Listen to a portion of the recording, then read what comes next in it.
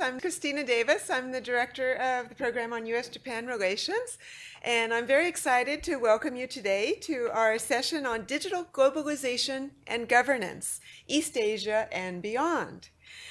It seems like more and more of our daily lives are being governed by the internet, and data shapes trade, it shapes what we get in our information feed, our social lives, and increasingly which companies thrive and become internationally successful. And so, of course, as data has become more and more important, we also need to regulate it. And yet this is very challenging. And today we're going to talk about how the digital economy is being approached for local governance and international governance with a focus on East Asia. Some of the questions are going to be looking at how can one establish competition when firms are being moved forward and expanding the scope of their activities beyond what was envisioned in old rules, both rules in the domestic setting and in the international setting.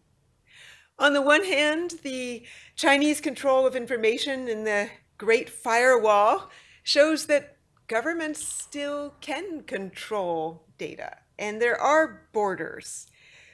But at the same time, we know that data flows are increasingly everywhere, and that also raises new concerns about privacy, whether in the United States, concerns about our own firms, and even more severe when you think about a single digital economy that would be globalized. So this has created difficult areas for international regulators to try and decide how do you manage different economic systems, values, and forge new rules. Now, what's quite interesting for all of us who follow Japan is that Japan has been at the forefront of challenging what are the new rules for the data economy. As Prime Minister Abe during the G20 Osaka meetings put forward his proposal for data free flow with trust, and Japanese officials have continued to be at the forefront of different measures to try and increase coherence for digital policy governance. There's still much more that is being worked on, and countries are not in agreement. And so we're really fortunate to have with us today leading experts to help us discuss these issues from the perspective of trade, global rules, and a close-up on China, which is, of course, one of the most important actors when we do think about the potential and limitations of data and digital globalization. So it really is my pleasure to be able to moderate the conference today and to introduce our speakers. We will first be hearing from Stephen Weymouth, who is the Provost's Distinguished Associate Professor of International Political Economy at Georgetown University McDonough School of Business. His research examines globalization and technological change. He's published in the leading political science journals, and he has a book that is to be submitted later this week that is very exciting for all of us who are studying this area. Digital Globalization will be new work on these topics from Cambridge University Press. Our next speaker after Stephen is Wendy Cutler, Vice President of the Asia Society Policy Institute and the Managing Director of the Washington, D.C. office of the Asia Society. Before joining Asia Society, Wendy was the diplomat and key negotiator for many of the U.S. trade negotiations involving East Asia. She has been the acting deputy U.S. trade representative at the USTR and spent over 28 years as a negotiator, bringing a great wealth of experience working on the U.S.-Korea Free Trade Agreement, the Trans-Pacific Partnership, U.S.-China negotiations, and the WTO financial service negotiations. Since leaving government, she has quickly emerged as one of the leading speakers to discuss issues about the trade in the region and in the world. Our final speaker, Lizhi Liu, Assistant Professor of the McDonough School of Business and faculty affiliate of the Department of Government. Her research specializes in the politics of trade, technology, and innovation, the political economy of China. She is published in the American Economic Review, International Comparative Development, and is also going to be working on a new book that is very exciting with the title From Click to Boom, The Political Economy of E-Commerce in China, that looks at how China builds market-supporting institutions. Our seminar today is co-sponsored by the Harvard University Asia Center and the Mossavar Rahmani Center for Business and Government at the Harvard Kennedy School. It is part of the special series of Japan-US cooperation in digital governance. Next week, we're going to go to the subject of Zainichi Koreans in the politics of decolonization and de-imperialization, and we invite you to join us for that session. For today, I'd like to remind you of our Zoom etiquette, that you shall keep your computers silent, and we will have time for question and answer after the presentations. Each of our speakers will speak for about 10 minutes, and then we'll open up for a few questions. Thank you very much. Let's go ahead and start off. Stephen? All right. Thank you very much. Thank you for having me. It's a pleasure to be here. It's a pleasure to be here to talk about my new book manuscript called Digital Globalization, which is due to Cambridge in a couple of days. So I look forward to your feedback so I can make quick revisions before I submit it. So in July of 2020, the European Court of Justice invalidated the Privacy Shield, ruling that data privacy protections in the United States were not sufficient to protect EU citizens' data once transferred here. In Brussels, digital privacy and privacy in general is considered a basic human right, whereas in the United States, we do not have a digital privacy law. This has caused complications in international economic relations. One of the advocates for privacy, Max Schrems, has initiated some of these lawsuits, and he has long objected to US firms' ability to take his data, transfer it into the United States, monetize it, and also subject it to potential scrutiny from national security authorities. Vera Jourova is quoted here as saying, "We have never hidden, we would like to see more convergence," and she means convergence on issues like privacy regulation. Wilbur Ross, who was the Commerce Secretary at the time, blustered that US companies should be able to transfer data without restrictions. So data privacy is one issue of contention that we're seeing between countries and regions that have deep economic ties, but it's not the only one.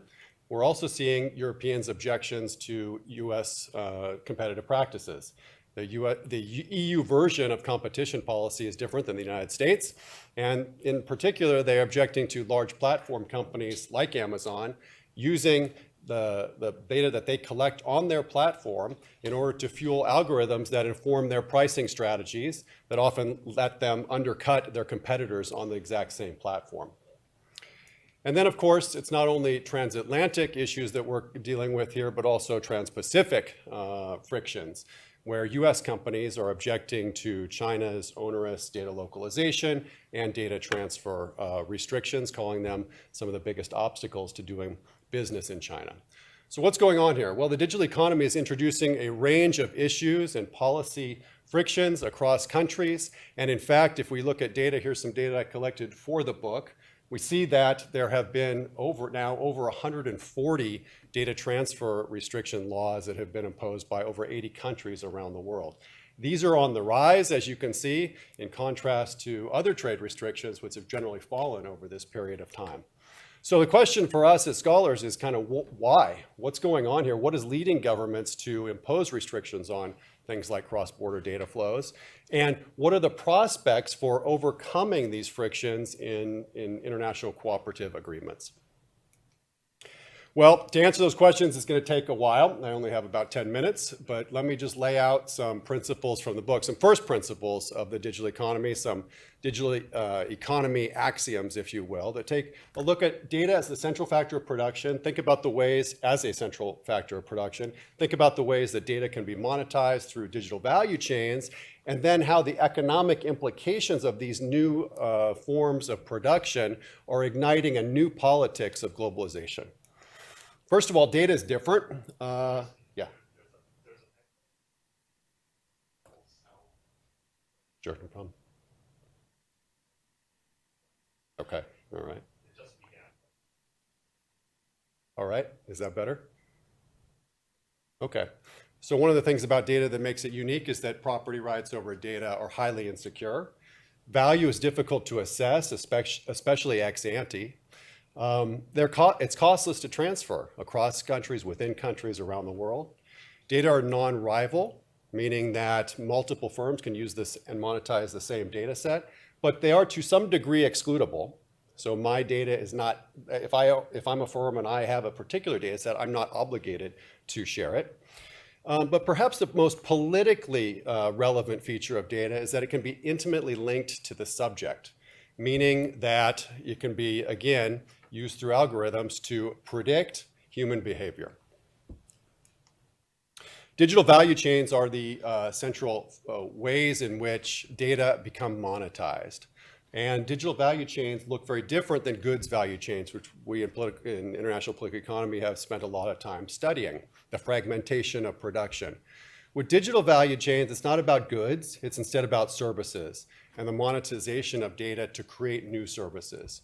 Trade within digital value chains and across countries involves cross-border data flows, and the delivery of services involve cross-border data flows.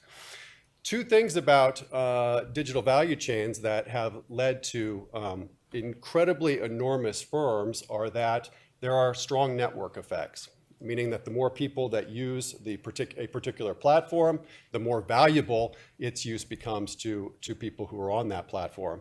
There are also enormous scale opportunities in the sense that once a digital service has been created, it is essentially costless to deliver it to someone new. And in fact, digital services have been rising as a share of total services exports over time. And you can see amongst the largest economies of the world here, the enormous spike that was caused by the COVID pandemic, where more and more services were delivered digitally. So what do we have here? We have a framework that begins with a new factor of production, which is data, a new form of production, which is the digital value chain, which is in turn igniting a series of novel political issues that we really haven't thought too much about in international political economy heretofore. One of them involves, of course, surveillance, the ability of firms and governments to use data to track and predict individual behavior. Inequality and concentration, the enormous firms within the digital economy that are incredibly geographically concentrated within two countries in particular, the United States and China, and leading to questions about their effects on the distribution of income and rising levels of inequality. And finally, tax avoidance. The digital economy enables firms to evade taxes through transfer pricing of digital services such as intellectual property and data, while also being able to target consumers in different countries and accrue enormous revenue without paying taxes on that revenue due to an antiquated tax system that is based on the location of production. So the politics of privacy are heating up. Books like Shoshana Zuboff's now classic, The Age of Surveillance Capitalism. And as people learn more and more about the ways that companies are monetizing their data, they seem to become more and more concerned. I highlight just a couple of responses here from a recent Pew survey, which says the potential risks of companies collecting data about them outweigh the benefits. 81% of Americans agree with that statement. And I challenge you to find any other issue where we have 81% agreement amongst Americans. And in fact, this was broken up by partisanship as well. And you see that Democrats and Republicans have, as you would expect, with 81% agreement, have concerns about this. The other is, of course, concentration. As I mentioned, China and the US. If you look at the largest internet companies, the largest digital companies around the world, around 24 of the top 30 are located in just those two countries, domiciled in those two countries. And then taxation. As a result of the antiquated tax system that's enabling digital value chains to sell into countries without paying taxes on those revenues, we're seeing the rise of digital services taxes in Europe and in other places. Now, these digital service taxes have in turn brought the United States to the table in international negotiations over reform of that global tax system, but the outcome of those reform efforts is still unknown, and therefore the feasibility and viability and longevity of these digital service taxes is still in question. So how do we get from digital splintering, which is kind of what we're seeing with these increasing restrictions on cross-border data flows, to digital market integration? That is, to a digital globalization that's politically feasible. I'm arguing in the book that we're going to need to sit down and cooperate, that is countries around the world, on a set of issues and a set of policy foundations or institutional foundations for digital globalization. To deal with differences and concerns about surveillance and privacy, we're going to have to think about digital privacy laws and coming to some agreements on those digital privacy laws. To deal with inequality and concentration and potentially uncompetitive, anti-competitive practices, we're going to have to reach new agreements on competition policy. And to deal with the issue of MNC tax avoidance, we're going to need some sort of tax reform. Obviously, this is a tall order. These are issues that, although have been discussed in previous trade agreements, have never been agreed upon in a multilateral way at all.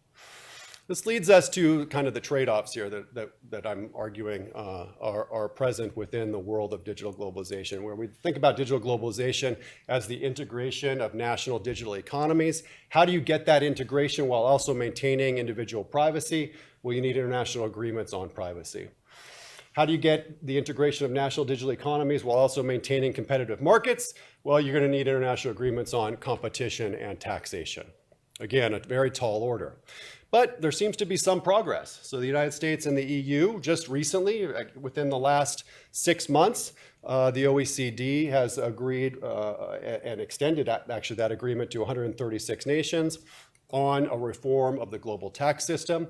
Of course, that reform is subject to uncertainty because national legislatures have to agree to that deal.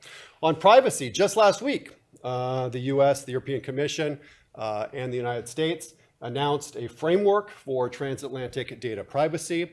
But of course, the legality of that framework is yet to be determined. In fact, the specificity of that framework is yet to be determined. And Max Schrems, who I referred to earlier as the privacy advocate, is predicting another couple years of legal uncertainty. And you'll notice here, #Schrems3, which seems to be a bit of a threat to perhaps file another lawsuit against this agreement, however it looks. Which leads us to what I think is a paradox, a digital globalization paradox. In contrast to manufacturing globalization, the global value chain, where countries liberalize tariffs and foreign direct investment in common industrial cause, which implied that international cooperation meant coordinated liberalization, we live in a different world with digital globalization, where we lack the institutional foundations for the integration of digital economies. It's raising these novel political divisions, which can only be alleviated through coordinated regulation. So the paradox is that for digital globalization to grow in a sustainable way, some digital value chain activities will in fact need to first be constrained. The implications for international political economy as a discipline. Well, we've already begun to do this, but the discipline needs to continue to move beyond goods and tariffs and purely economic distributional considerations. Privacy is one example of a non-economic consideration that is driving some of the politics of digital globalization. So we need to think beyond this distributional economic framework to a new politics that is around surveillance and privacy and data transfers and services, which we haven't thought a lot about, to competition policy and tax policy. And I predict gridlock. I really think that this is a lot for the international community to come together to do. One of the main reasons being that these are national regulations and national laws that reflect stark differences in norms and values, in economic structures, and in institutions. So I lay this out in further detail in the book. And in particular, Chapter 4 gets into some of these domestic political and economic interests that are driving the politics of digital globalization. Thank you.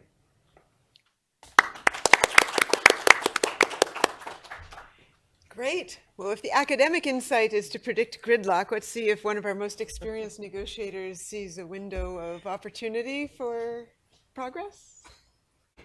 Well, thank you.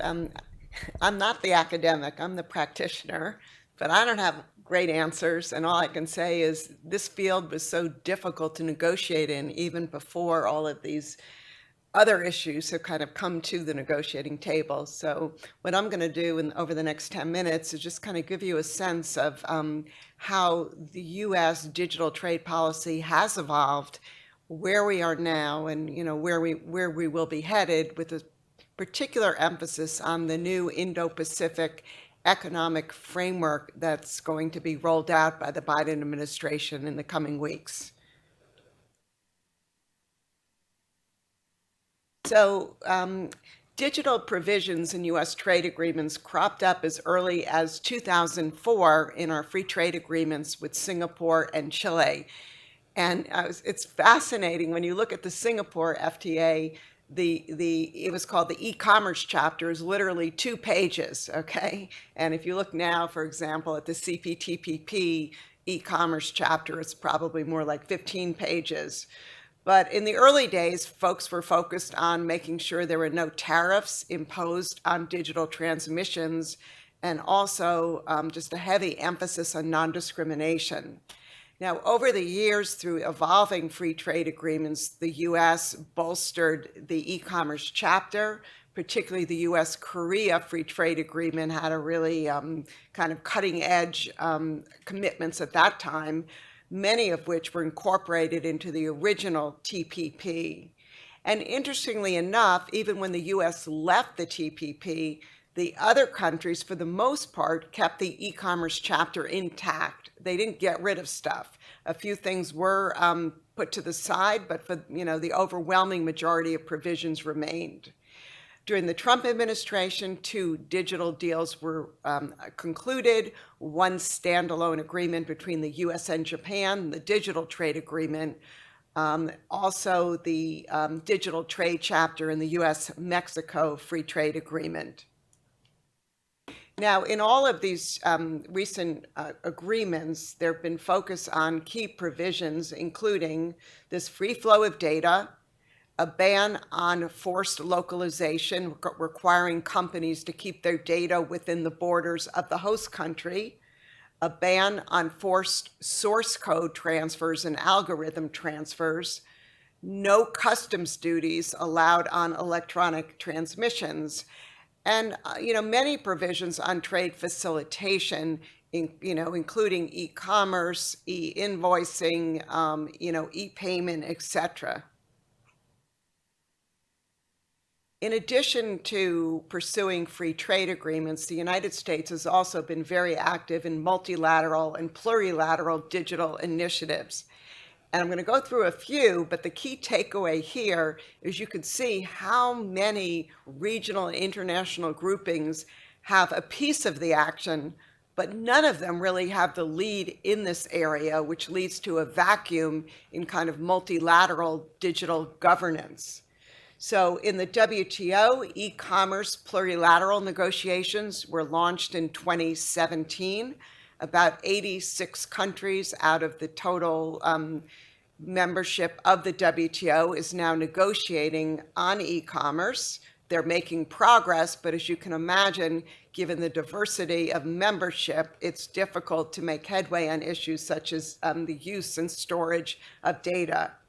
Second, APEC, the Asia Pacific Economic Cooperation Forum, has really been out front on the data, on the digital issue, including the issue of data privacy, where they have concluded a data privacy framework and also a cross-border data framework certification program. The G20, and I have the wrong year here, so I apologize, it's 2019. I think Christina alluded to that already. This was Prime Minister Abe's kind of big push when Japan hosted the G20, was this free flow of data with trust. And the G7 trade ministers last summer came out with a list of really ambitious and detailed digital principles, which didn't get a lot of fanfare, but I think are principles that can really lend themselves to future trade agreements. And finally, as noted earlier by Steve, the OECD has been very active with respect to tax treaties, But also they've been on the forefront of an initiative to facilitate access to government data. So again, a lot of different organizations involved and different groupings involved. No one has the lead. They're all, trying to contribute and focusing. Some are focusing in overlapping areas. Some are trying to look for their niche. In order to understand where the U.S. is going with its digital trade policy now, it's really crucial to just take a step back and to understand the Biden administration's so-called worker-centered trade policy, because this is kind of the framework and the perspective under which they're viewing new trade initiatives. This new policy requires kind of a rethink of past U.S. trade policy, with the conclusion that past trade agreements really didn't work they didn't work for the middle class, they didn't work for our workers, and they promoted income inequality. So there's a big focus now on bolstering standards in the labor and environmental area, a big push to develop a very inclusive trade policy, consulting with NGOs, consulting with labor. It's not like we didn't do that before, but really putting the emphasis on those groups as trade policy is being developed. And finally, which is a real divorce from past trade agreements, market access, either tariff commitments or access to specific commitments with respect to services markets, they're no longer a priority. I include this quote because in the recent White House Indo-Pacific strategy released just a few months ago, I thought the Biden administration's kind of policy on overall worker-centered trade policy, but also on digital, was captured in this quote when it says in this report, "We will develop new approaches to trade that meet high labor and environmental standards and will govern our digital economies and cross-border data flows according to open principles, including through a new digital economy framework." It's a long sentence, but it's kind of all in there. So what does this mean for the Biden administration's digital economy policy? And specifically, what are they going to be looking at as they try and shape rules for digital trade? Increasingly, we're going to see rules that, again, are focused on benefiting workers and middle-class families, that promote equity and inclusion and narrow the digital divide, that promote and benefit small and medium-sized enterprises, not just big tech, that promote consumer interest, including consumer trust, and ensure that digital tools, including surveillance tools, are not being used against U.S. workers. And as the Biden administration prepares now for its economic engagement blueprint for the Indo-Pacific region, they will include a digital component. And this will all be under this new initiative called the Indo-Pacific Economic Framework, an initiative that's to be rolled out in the coming weeks, co-led by the Department of Commerce and the U.S. Trade Representative's Office. This economic framework will have 4 pillars. One pillar on resilient supply chains, a second pillar on infrastructure and decarbonization and clean energy, a third pillar on tax and anti-corruption, and a fourth pillar on trade. And it's in this trade pillar that digital will be included. In terms of, this isn't going to look like a traditional trade agreement.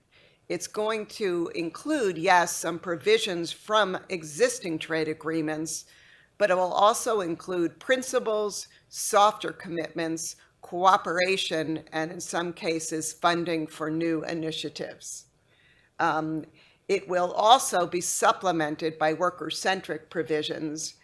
And it's going to overlap with a lot of the initiatives that the administration is underway, either with the other Quad countries, India, Japan, and Australia, with Europe under the Trade and Technology Council, with Japan under the 2+2 new economic initiative, and other initiatives as well. For the digital economy agreement, the way I like to think of it is that there'll be kind of five key areas. The first will be values and principles underlying the agreement, such as openness, fairness, transparency, interoperability. Then certain provisions of existing digital trade agreements will be lifted and put into this new initiative, including provisions dealing with the free flow of data, ban on localization, no customs duties for electronic transmissions. But there'll be new provisions to address the concerns of workers and consumers, and there'll be an expansion of what are called digital tools to help small and medium-sized enterprises operate in the global marketplace. And this would include not only just e-commerce, but e-marketing, e-invoicing, maybe even e-bill of lading, all provisions to facilitate trade, which would disproportionately favor small and medium-sized enterprises that don't have the resources to really do this on their own without digital tools. And it will also, in some respects, be a living agreement with kind of softer provisions, allowing for dialogues and cooperation on new and emerging technologies and trends. So in conclusion, we're going to be we'll be seeing the unveiling of this Indo-Pacific Economic Framework soon. One question I'm sure some are going to ask, who's going to be joining this framework? And that's kind of a question in play now. The administration is consulting broadly and deeply in all corners of the Indo-Pacific region. At a minimum, I think the expectation is that Australia, New Zealand, Singapore, Japan, and Korea will either sign on to the whole initiative or parts of it. But the key battleground will be Southeast and South Asia, and particularly whether other countries beyond Singapore among ASEAN will join in this this initiative and or certain parts of it, with particular focus on Indonesia, Vietnam, Malaysia. And in my view, that's going to really determine the success of this initiative, particularly at a time when China has now applied to join the CPTPP. It will be interesting to see how this initiative plays out. There are definitely challenges the administration will face in pursuing this initiative, but it will be welcomed in many corners of the Indo-Pacific because many countries want to see the United States economically engaged in the region, with the view that just developing security and political relationships are insufficient. You need like an economic weight here, economic value, and economic commitment to the region. And that's what the Indo-Pacific Economic Framework is designed to be. And just to bring it back to digital, it will have a strong digital component as well. Thank you.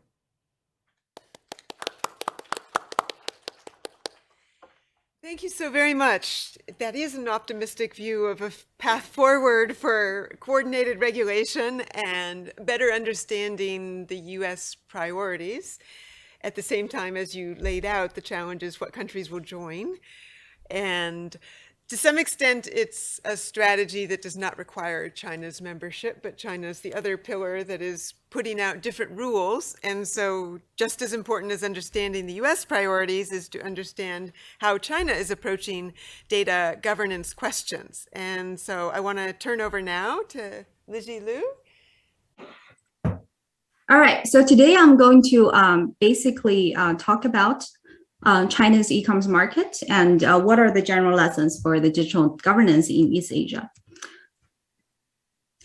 So first of all, let me talk a little bit about what motivates my research on e-commerce market. That was back in 2013, 2014. And during that time, the most popular perceptions about China's internet is like the following: censorship, tight government control, and the Great Firewall. And at the time, the Economist Journal even had a cover story about how China's internet is a giant cage full of suppression. But this is only half of the story. In 2016, I went to this small village in China, which had dramatically changed my prior about China's internet. The village used to be poor and known as village of beggars. Local peasants can specialize in straw plaiting, which could barely support their livelihood. And in 2006, several returned migrants started to sell these plaited handicrafts online and had made a big fortune out of it. And other households quickly followed. Now the village has over 1,000 online stores and has earned a new title, an e-commerce village. So by 2021, there are over 7,000 above-scale e-commerce villages in China. The rise of e-commerce villages is only one of many demonstrations of the amazing rise of China's e-commerce market. So back in early 2000s, you can see from this figure focused on the red line here, China's e-commerce market was nothing 2 decades ago. But China right now has become the world's largest e-commerce market with over 800 million users, and over 40% of the global retail sales take place in China, even though China in nominal global GDP, I think, only represents about 15% of the world's global GDP. And e-commerce is not just a retail revolution. It has actually created a lot of changes in the Chinese society in general. For example, it has fostered the development of a highly efficient sector of logistics and express delivery, and also a cashless society. In fact, even the beggars on the streets now have started to collect alms through QR codes because citizens no longer carry cash around. However, in 2020, we see there's a regulatory term, so a change of government stance in changing political dynamics in this market, started by the government suspension of the Ant Financial IPO, and there has been more and more regulations actually started in 2021, including the antitrust investigations towards big techs such as Alibaba and Tencent, and the data regulations, the enacting of the Personal Information Protection Law, and also there are some more regulations on algorithm and AI analytics. So I'm going to draw part of my book manuscript from Click to Boom and to answer 3 questions. So first, what are the why we see the e-commerce boom, even though China used to have very humble beginnings in this market? And second, what explains the regulatory turn in 2020? And what are the general lessons for digital governance in East Asia drawn from this market?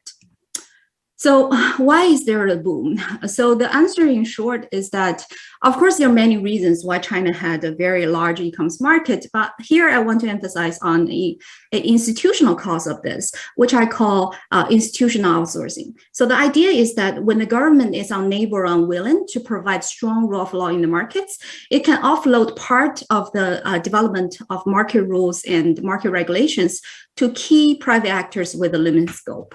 And argue that China's large e-commerce platforms, for example, Taobao, which hosts over 8 million traders, are not simply Chinese version of Amazon or eBay, or simply an exchange platform. They're actually private suppliers of market institutions in the weak rule of law environment that have developed very strong private governance system. And the authoritarian government also has for a long time refrained from heavily regulating these platforms to encourage the institutional development and even collaborate with these national platforms. To understand this, we first need to understand the differences between developing and developed markets. We all understand that institutions matter. In other words, in order to support the market, you need to have a set of institutions, for example, property rights, contract enforcement, easy access to loans. In this way, people will feel secure to trade. However, in Western markets, there are a lot of there are a lot of strong institutions that's provided by the government, for example, checks and balances, parliament, rule of law. Therefore, in the Western markets, you do see that there's a large scale of impersonal trade. In other words, people feel safe to trade with strangers. However, in non-market countries, Western countries, especially developing countries like China, the market institutions, especially the state-provided ones, are not catching up, have not caught up. There's a weaker rule of law in the markets and more counterfeits and fraud in the market. So people do not trade as much to trade with strangers. So they usually either go back to the same vendor repeatedly because this can build trust, or they just trade with friends or relatives. So this actually raised the question, why do Chinese people actually trust and use online transactions? Because online transactions is essentially trading with strangers. And also it's usually this small transactions between small and anonymous traders. And usually people only interact once rather than repeatedly. And I argue that this is because in this weak rule of law environment, the Chinese e-commerce market actually becomes a platform model. In other words, the major difference between the Chinese e-commerce market and also American e-commerce market is that over 90% of China's e-commerce market transactions were actually conducted on platforms as opposed to be on the independent company websites. This is very different from the US. And because the market is platform-based, these major online trading platforms, they're not just simply exchange platforms. They actually have to invest in developing very, very strong private institutions, market institutions, contract enforcement, dispute resolution, in order to persuade people and assure people to trade, so that people can be can trust these online transactions. I'm going to use China's largest e-commerce platform, Taobao, as an example to show you what is a Chinese platform and how it develops market institutions. So this is what the Taobao's website looks like. You may think, oh, this is just another version of Amazon, eBay. But in fact, the market is much larger. And also it provides far greater products, including some weird ones, such as a crab, dragon boat, bad debt, and this one is 4 million RMB. Core seized assets, such as cars and apartments. And in fact, this is back in a few years ago. I don't know if the store still exists there. You can even hire someone to write you a Communist Party membership application essay with the cost of less than $1. So the basic facts about Taobao is that it is owned by Alibaba. It is more similar to the eBay model rather than the Amazon model because it doesn't sell its own products. Instead, it hosts a marketplace for over 800 million users to trade with each other. And in terms of the overall sales generated in this market, it's larger than Amazon and eBay, and even larger than Walmart Global, the world's largest offline retailer. And this is the founder of founder of Alibaba and Taobao, Jack Ma. This is also him singing karaoke in a company anniversary ceremony. But as I said, this in the weak rule of law environment, the private platforms, in order to facilitate trade, had to invest in a lot in the private building of market institutions. For example, it has generated a far more complicated reputation mechanisms, honor rating mechanisms than eBay and Amazon, and it also has a built-in escrow systems for contract enforcement. And most importantly, I think interestingly, is the development of the online jury system for dispute resolution. So what's going on is that if there's an online dispute on Taobao, actually people can opt in to use online jury to adjudicate its case. So the system will randomly draw 13 jurors from over 2 million volunteers who are also Taobao users. And the jurors will then review evidence presented by the disputing party. And the jurors will then vote within 48 hours. Whichever side that gets a simple majority vote will actually win the case. So most importantly, the private rules on this market is enforceable because the market, the money during transaction will be kept escrow with Alipay. Alipay is similar to PayPal, but unlike PayPal, it actually has a compulsory escrow system built into it. And second, the private institutions are also adaptable to changing needs of the users, because users can actually vote for unessential rules on Taobao at the institution called House of Representatives for Rules. And it is quite interesting because in order to lure people to vote, they actually put a picture of the US Capitol Hill at the center of the advertisement that says, like, to make a rule, you have a voice. So even though I think in the United States, there is election and also like a mass voting, but I don't think eBay or Taobao, on eBay or Amazon, they let users to actually decide the rules. So it's a very interesting comparison here. So interestingly, the authoritarian government actually for a long time, almost like 20 years, has tolerated and even encouraged the platform's institutional innovation, because they see this as a way to create growth and jobs.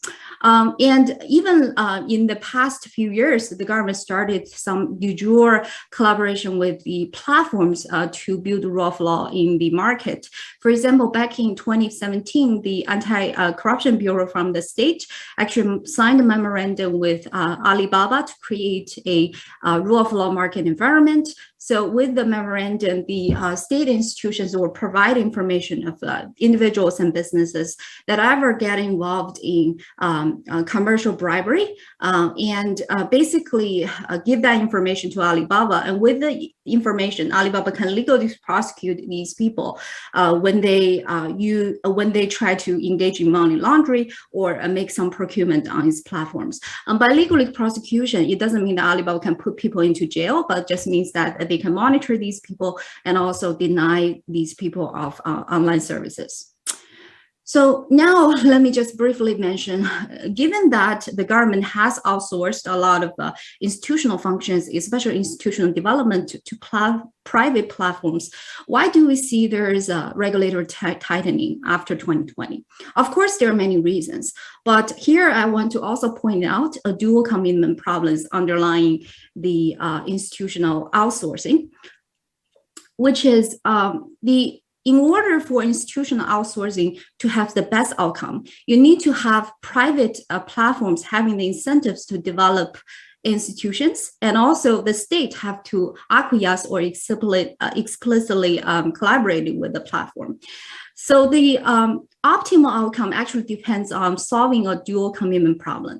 First, the platform should not expropriate users, because if it expropriate the users, there will be consumer welfare loss, and there will be like a loss in market efficiency. But on the other hand, the state should not expropriate platforms, because if the state really expropriate the platforms and overturn it, the platforms will stop institutional innovation, and that will hurt the jobs created by the platform.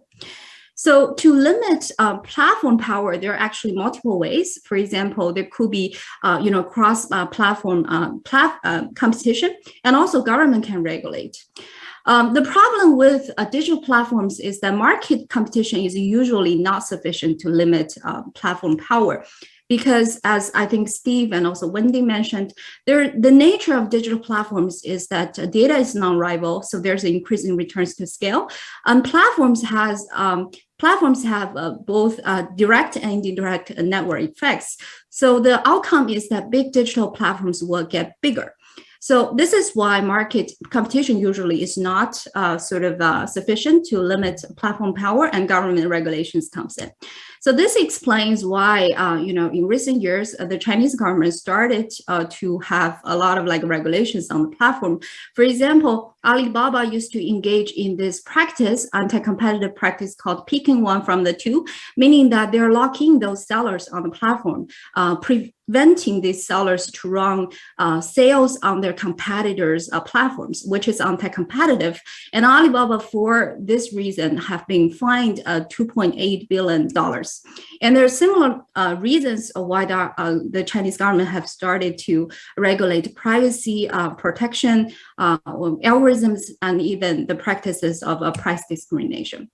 However, the problem let's go back to the dual commitment problem and figure out what is another problem, which is the another side of the commitment problem is that the government should not overstep, should not expropriate platforms.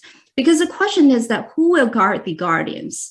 The government is the regulators, but who will actually limit the state power and avoid a regulatory overkill? So I think right now the really tricky question facing the Chinese government is how to balance between encouraging private innovation and job creation and also having regulations.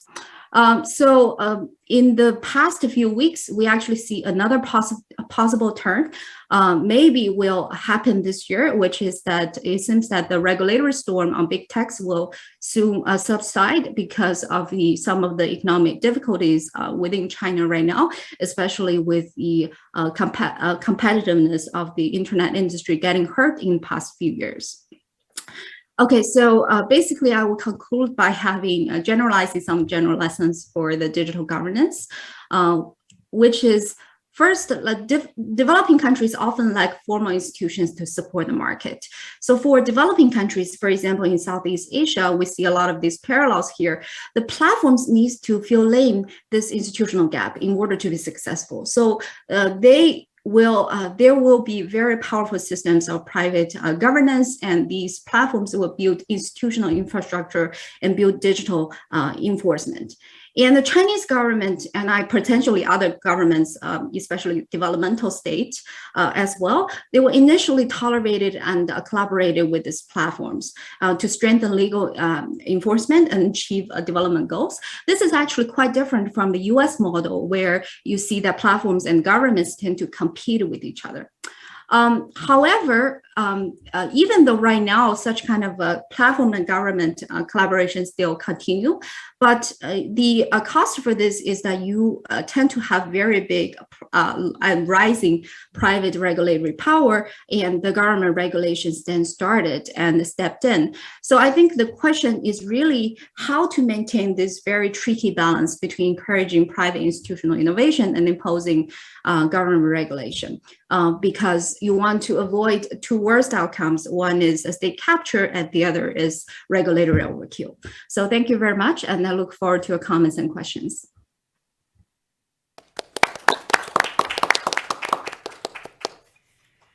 Thank you so much. It's fascinating to think how China was able to take a lack of trust and underdeveloped institutions and create an advanced private market solution that expanded e-commerce beyond what we even see in the United States. So maybe the innovative solutions that work within China can also offer us ideas at the international level. How can you create trust when there are weakly developed institutions?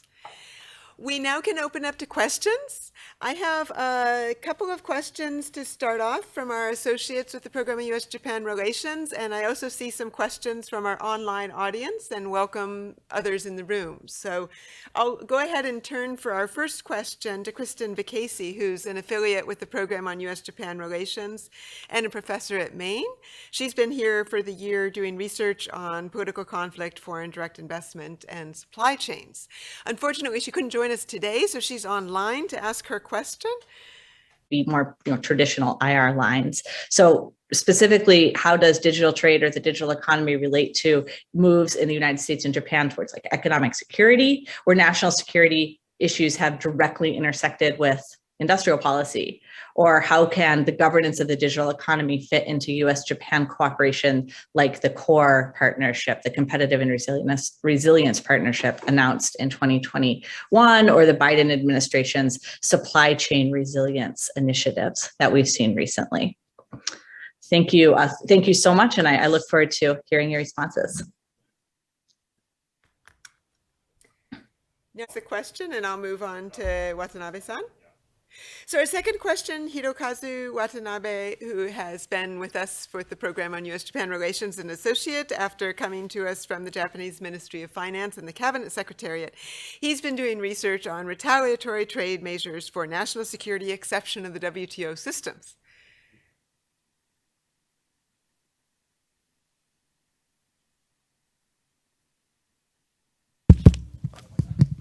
Thank you very much for your excellent presentations, which gave us a good overview of the current situation surrounding the global digital economy. I have one question to Ms. Cutler.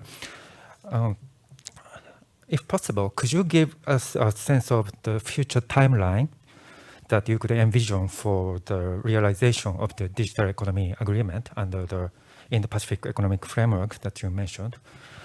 In general, regional economic negotiations take a long time, and especially on the trade aspect, with the TPA now expired, it may be difficult to coordinate interests with Congress and others, I think. So I'd like to know what kind of future timeline you think is possible to realize the agreement and the framework under the present circumstances. Thank you. Great. And a third question from our audience, former USTR negotiator David Bowling has joined us online and is writing in a question for Wendy Cutler saying, it seems that neither the Biden administration nor Congress has much interest in promoting digital trade right now because the politics of helping big digital firms are too complicated. So ambition is low. Do you agree that we shouldn't expect much from the US on digital trade over the next couple of years? And before I turn over, I just want to mention Kristen's question since we didn't fully hear it in the room. So Kristen's question was, in what ways does governance of digital economy intersect with hardware that facilitates the related technologies? And was there fierce international contestation on more traditional lines? So thinking about how the contestation over hardware versus digital trade. All right, those are three excellent questions, and I would invite each of you, let's start with those in the room. Is this on? Yes. Okay. Well, thank you very much. Let me start with the question, the in-person question, with respect to the timeline for a digital economy framework agreement. This digital agreement would be part of the Indo-Pacific Economic Framework. The administration has not given a specific date when the overall framework will be announced, but we're expecting that to happen hopefully within a matter of weeks. Initially, Secretary Raimondo, this Commerce Secretary, had hoped that all of the framework negotiations would be concluded by the end of this year. My view is that's way too ambitious, and I think you mentioned that the negotiations take time. But I would say I think it would need to be done by 2023 if it's to be credible and to really have an impact, because in the meantime, the rest of Asia is negotiating as well, particularly with respect to negotiations underway for Korea and China, who've expressed interest in the Digital Economy Partnership Agreement. So I would say I would hope that the negotiations would be over by the end of 2023. But just to clarify, my understanding is that the administration does not plan to seek congressional approval for any of these agreements under the Indo-Pacific Economic Framework, which means that they would not need trade promotion authority to move forward, that the deals that are reached will be in line with U.S. law and U.S. regulations and won't necessitate going to Congress for approval. Consultation with Congress will be critical, and they're consulting with Congress now. And I'll take the other question from David Bowling. Good to hear from you, David, a former colleague of mine at USTR. I'm more optimistic on the digital front. I think that the administration is interested in pursuing a digital economy agreement. I just think it's not going to be a traditional trade agreement. It's not going to be a traditional, it's not going to look like the chapter from the US-Mexico-Canada agreement on digital trade. It's going to have some features of that, but it's going to have some new features, including those that have been raised by workers and NGOs and civil society, and will also, I think, include what I would call like these softer commitments for dialogue to work on kind of emerging issues and emerging trends. And finally, I'll just, with respect to the first question, I couldn't agree more. I think U.S.-Japan cooperation in the digital space it's not going to be limited to what we do in this Indo-Pacific economic framework. It's going to touch upon what's going on with respect to economic security, particularly economic controls, export controls, what we're both doing to promote resilient supply chains, particularly with respect to critical technologies, including semiconductors. And again, I think a lot of this discussion will take place in the recently announced 2+2 economic ministers dialogue between the United States and Japan. Great, thank you. Stephen. Let me just speak briefly about the prospects for wider agreements. I agree with Wendy that this is very, very complicated, and the prospects for a comprehensive digital trade deal, multilateral deal, are very, very slim. But we want to think, I think, a little bit about the politics of that and why it is that the United States might not be able to show leadership on this issue. The politics of trade have become enormously contentious in the United States over the last 5, 6, 7 years, last decade, in fact, as a process of deindustrialization has wiped out, millions of manufacturing jobs, and many people in those jobs or previously in those jobs attribute their job losses to globalization and to trade. So trade in general amongst a subset of voters is incredibly unpopular. And in fact, that lack of popularity is linked to the rise of nationalist sentiment and populist voting in the United States and Europe. And I think politicians and policymakers recognize this. And so thinking about selling a new trade deal, a comprehensive trade deal to the American public is really, I think, a non-starter, particularly when your swing state at the national level, where your swing state voter in the upper Midwest is not likely going to see the potential benefits of that type of an agreement. So this makes things very difficult, particularly any type of agreement that is seen to provide market access for big tech and to facilitate big tech getting bigger is not going to be very popular. And Congress is anytime you see testimony in Congress where they bring in Zuckerberg or other tech CEOs, it just really demonstrates the lack of leadership and, frankly, the lack of knowledge of these issues by our elected officials.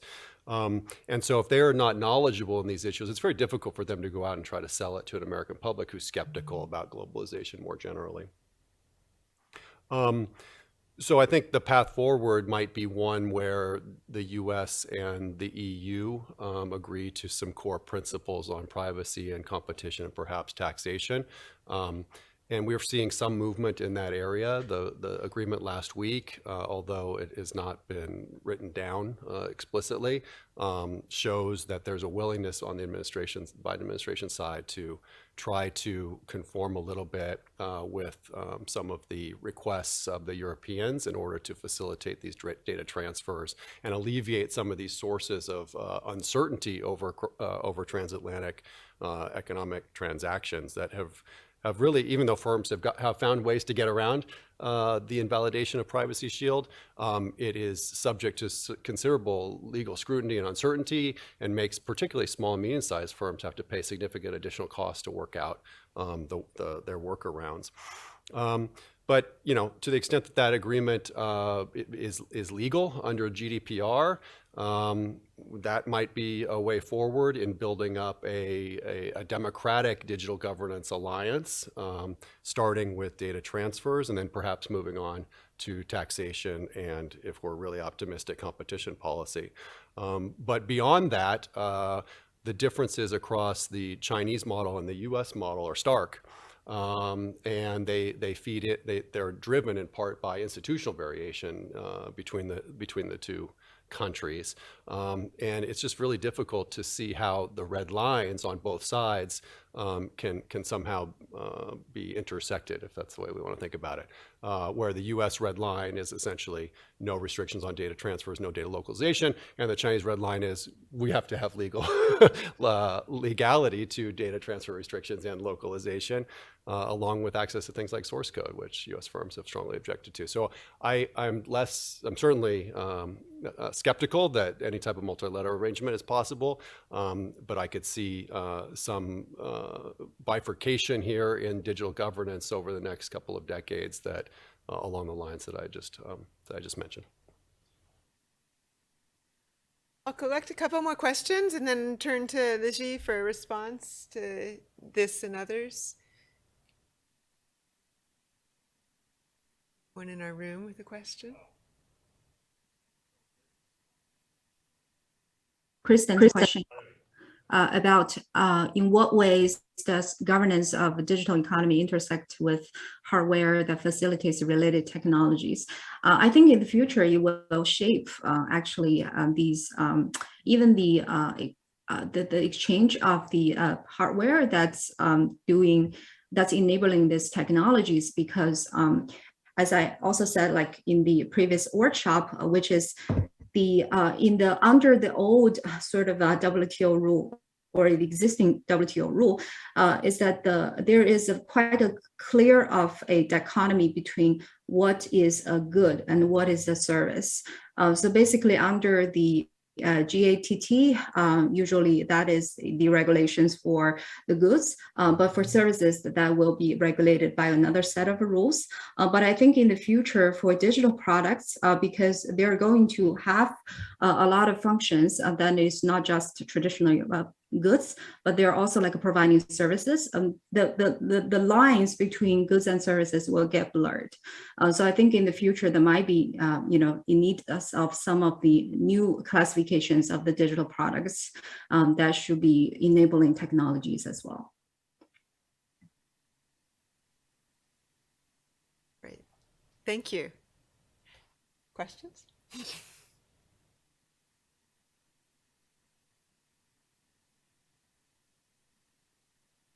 We see Lian Ma in the digital audience asking about how US-China trade relations are going to shape e-commerce negotiations. And I would invite any other questions before we turn.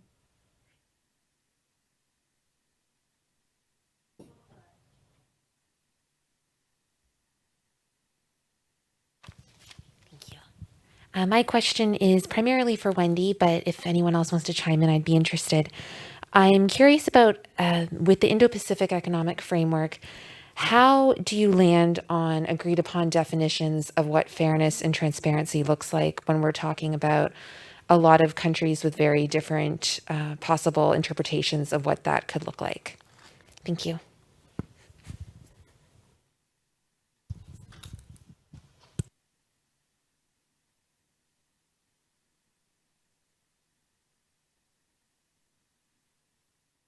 Last chance?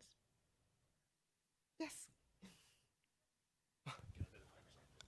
I think speakers touch on this point, but I see certain tension between the public opposition toward the data collection and the firm's interest for the competing and globally. So I think Biden or our other framework considering such a position and work-centered framework. But are there any specific policies to alleviate this public opposition toward this data collection? And also, is it effective in alleviating public's fears about the data collection? And more related with that, such fear of such a position toward the data collection is because of the innate value of privacy, or because of externalities for data collection leading to hacking or other exploitation? So that will be my question. Thank you. Right. So we have 3 questions from the audience. How do US-China trade relations shape the possibility for e-commerce? Taking them asking about how public strategies to address concerns about access and privacy, and Katie Starr, associate, asking about fairness standards. And maybe we'll go in reverse order this time. I'm sorry, about what standards? About I was too quick in summarizing. Fairness and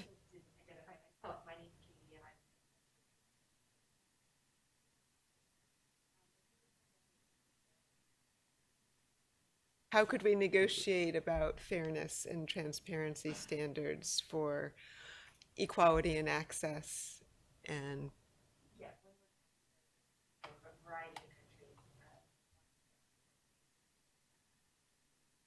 which I think gets at this concern that came up earlier about colonial legacies, and will developing countries be left out of global e-commerce? So I want to start this time with Lizhi and then come back to the room. And we just have 5 minutes, so this will be our last chance to think on some of these issues.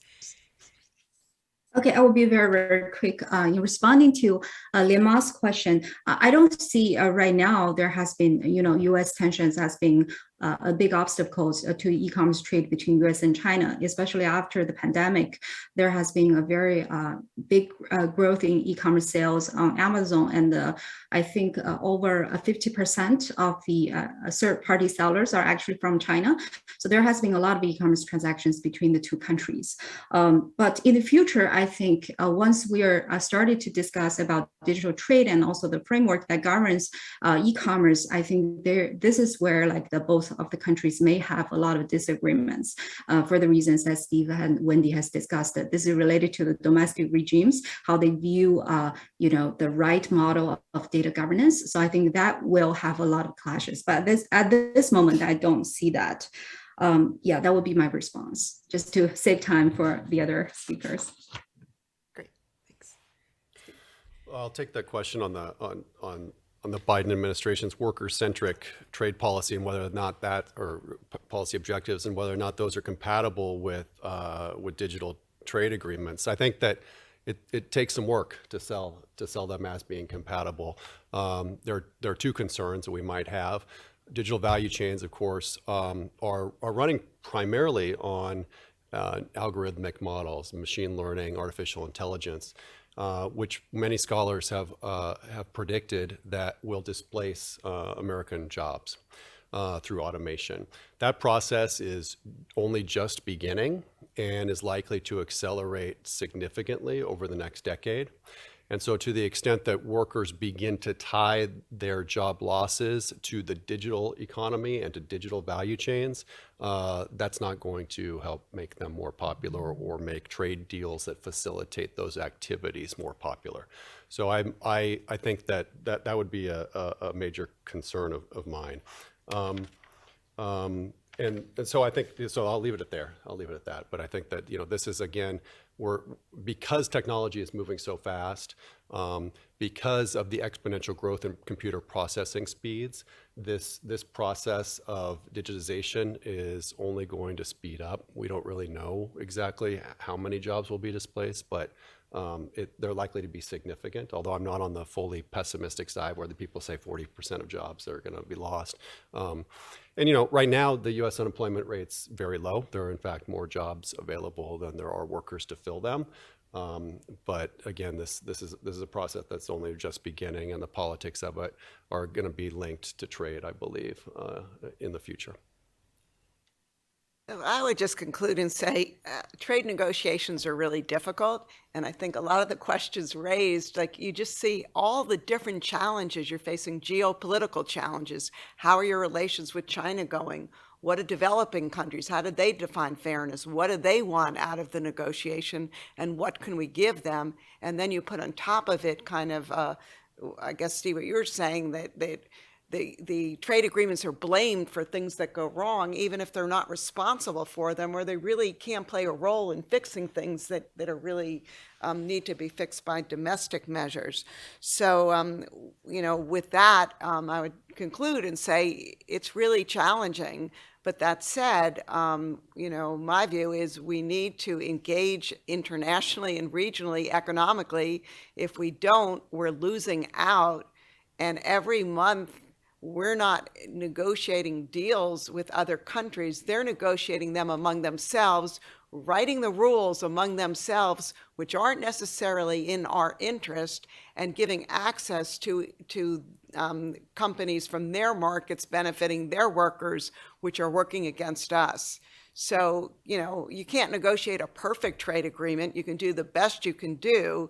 And consult widely domestically in the hope that you're addressing as many domestic concerns as possible. And the stories we've heard today are so important, looking at like the dramatic expansion of service trade that is based on e-commerce, and how many firms see digital trade localization rules as a barrier shows that getting through these difficult negotiations is important for growth opportunities, for the service sector, for companies doing business. And the stories of e-commerce villages in China being brought out of poverty shows the potential. And so we need to try and work and make sure people do understand what are the issues so that the digital economy is not the next victim of blame games and simplification, because it really is complicated. And so to try and lay out what would be a standard of transparency and fairness that we all would be comfortable with could create more prosperity. But I'm glad we have really smart people writing books and negotiating agreements, and I'm more optimistic something will happen in the future. So thank you all for joining us today. This has been a really great discussion. I'm so glad you came up from Washington, D.C. You joined us on the internet. And I really want to thank the staff of the program and the university for Shin, Emma, and Sophie trying to manage a hybrid event with people coming in and out is really challenging. And thank you all so much for helping us come together.